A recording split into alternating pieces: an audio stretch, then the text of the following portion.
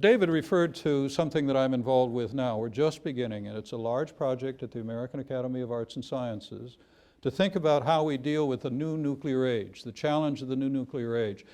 This is a world that's multipolar nuclear. It has 9 nuclear powers. It's not the old world, even though the United States and Russia still have 92% of the weapons. But the other players, no longer simply our allies, the British and the French, but the Chinese, the Indians and the Pakistanis, that world is getting geometrically ever more complex because there is now a very lively, important, and threatening dimension to the U.S. Russia relationship, already driven by the fact that both countries are modernizing their triads. We're going to spend $358 billion in the next 10 years modernizing the 3 legs of our nuclear triad, and more than $1 trillion over the next 3 decades in modernizing all aspects of our nuclear weapons program, and they're doing the same thing. There's a China dimension to the U.S. Russia nuclear relationship. India and Pakistan are both building new triads of their own. The Pakistanis have the most rapid development of short range, including battlefield tactical nuclear weapons, and a theory that if India attacks again conventionally, where they have conventional superiority in another Mumbai 2 terror attack, they will respond with battlefield nuclear weapons that will be delivered by a missile called the Nasser. And that can be done without nuclear escalation if it's done on their own territory.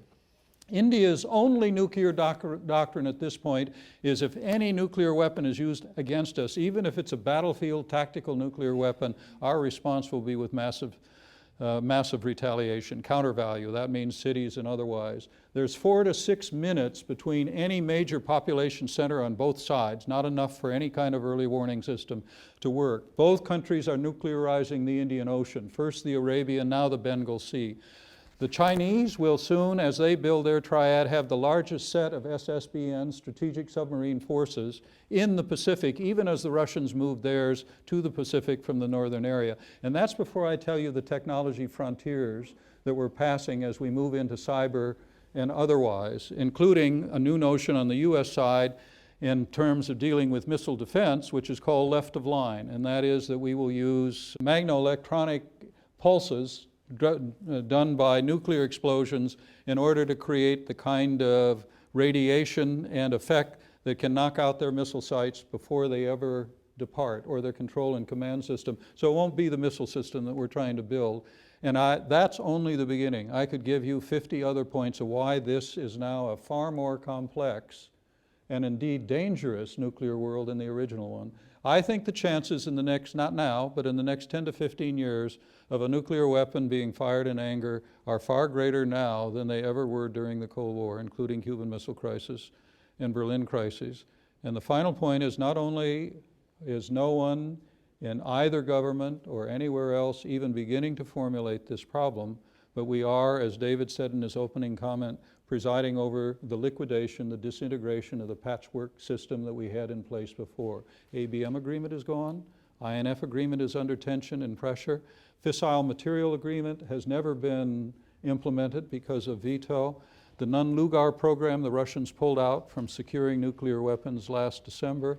The conventional forces and European agreement adapted, never was put in place. It's lost in the idea of negotiating conventional arms control at a time when we're remilitarizing. A new central front move to the east is gone. The only thing that remains at this point is the New START agreement.